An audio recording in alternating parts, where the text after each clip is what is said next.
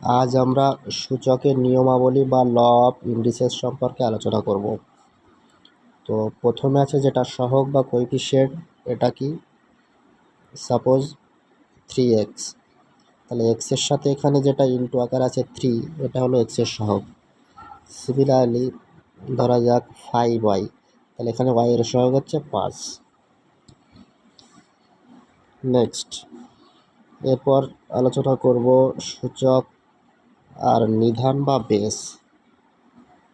Suppose x two the power 4, this is equal to x into x into x into x, মানে x 4 বার product.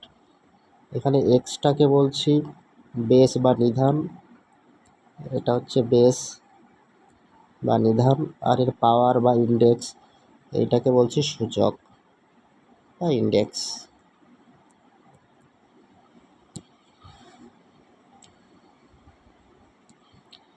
এরপরে আসছি সূচকের মৌলিক নিয়ম বা ফান্ডামেন্টাল ল অফ ইন্ডিসেস। এটা হলো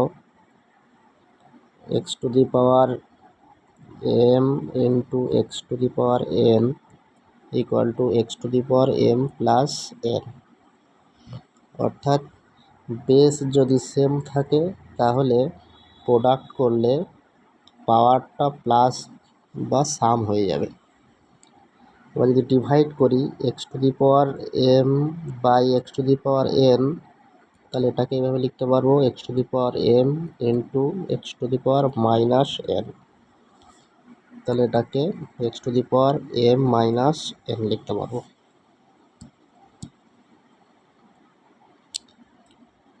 নেক্সট যে ফর্মুলাটা আছে সেটা হলো x to the power m তার whole to the power n, এটা হলো x to the power m n, m into N, অর্থাৎ পাওয়ারের পাওয়ার থাকলে সেটা প্রোডাক্ট হয়ে যায়।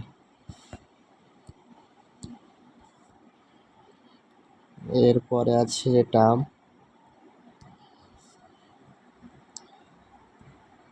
X y whole to the power m, তাহলে সেপারেটলি পাওয়ার এম হবে, অর্থাৎ x to the power m into y to the power m.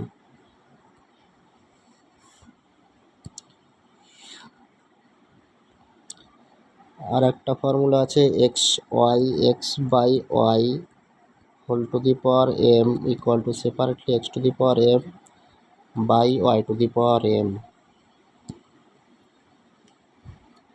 তাহলে এখানে ফর্মুলাগুলো সাম আপ করা আছে, এগুলো একটু দেখে রাখতে হবে, প্রবলেম সলভ করতে কাজে লাগবে এগুলো।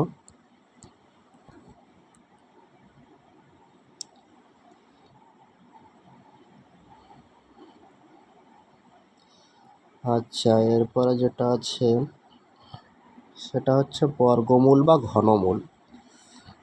প্রথমে বলছি বর্গমূল বা স্কোয়ার রুট। ধরো এক্স স্কোয়ার ইকুয়াল টু 4 একটা ইকুয়েশন, তাহলে এখান থেকে সলভ করতে হলে x equal to plus minus root 4, this is equal to plus minus 2, অর্থাৎ প্লাস 2 এরও স্কোয়ার করলে 4 পাবো, আবার মাইনাস 2 স্কোয়ার করলেও 4 পাবো, এটাকে বলি বর্গমূল। আর ঘনমূল হচ্ছে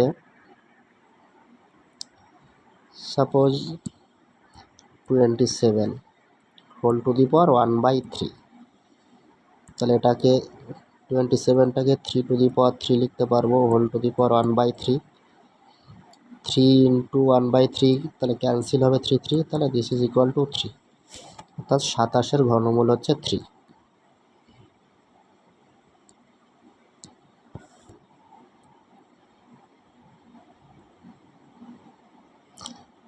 এখানে আরও প্রবলেম সলভ করা আছে, এই প্রবলেমগুলো দেখতে হবে।